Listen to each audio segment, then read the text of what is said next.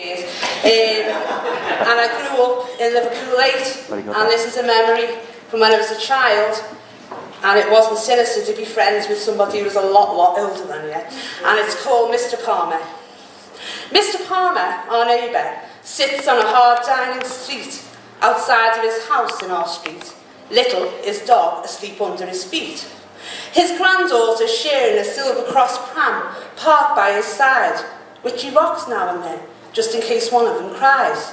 Too small to play round us, he says they are his eyes. Because he is our umpire, although he can never pick sides. When we all gather around him to settle, was that ball in or out? He muttered softly in his own language, hand up, ceasing our shouts, takes out his wallet, while we watch enthralled, and says, "Here's Jenny the ice cream van, get 99s for us all, and get one for little so he won't steal your ball."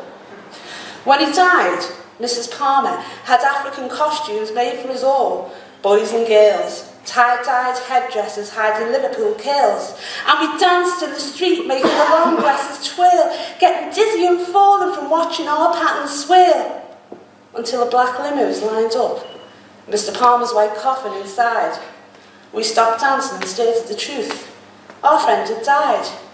Mrs. Palmer called us into a car to sit by his side. "You're his children too, so you can come with us, say goodbye."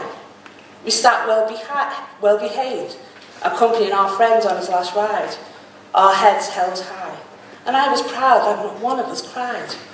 Now I smile when I think of the bewildered look on the face of that priest, as he officiated over the burial of a Nigerian chief, surrounded by a gang of street urchins in African costumes complete with headpiece, as they sang goodbye to their friend with a medley from Greece.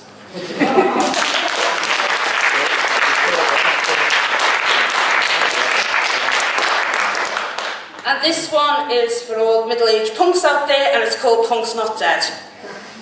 It's the multicoloured Mohican on the steps of St. Luke's. It's the older woman in the crazy house wearing fetish boots. It's Johnny Rotten selling country life butter. It's Sunday morning, one pair of boots on its side in the gutter. It's a Sex Pistols t-shirt in a drawer, faded but clean. I'm wearing it at the Jubilee party to say up yours to the Queen. It's knowing the words to Too Drunk to Fuck and singing along in your car, making your teenage kids cringe and loving it because you've gone too far. It's the Swan jukebox with compilation punk CDs, then putting the dance on repeat because you loved Eloise. It's bidding for bondage keks on eBay because you once owned the exact pair. It's wondering if it was the crimp and the crazy colours or sugar and water that ruined your hair. It's Debbie, Harry and Susie still bad girls despite HRT. It's getting pissed for Sid Vicious and Joe Strummer to say fuck RIP. It's posing for photos and looking your best while wearing Doc Martens under your wedding dress. Punk's not dead, it's metamorphosised. It's the fuck you look in middle-aged eyes. It's baldies and bare bellies, body slamming in mosh pits, being in your 50s and not caring because you're off your tits.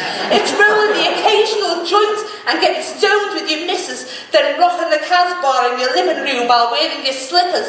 It's boredom each morning when you join the rat race. It's that moment when you can just punch your boss in the face. It's an inner voice that swears and screams till you have to shout twat just to let off steam. Punk's not dead, we just got older and grey. We're still angry, we're still here, and we still want anarchy in the UK.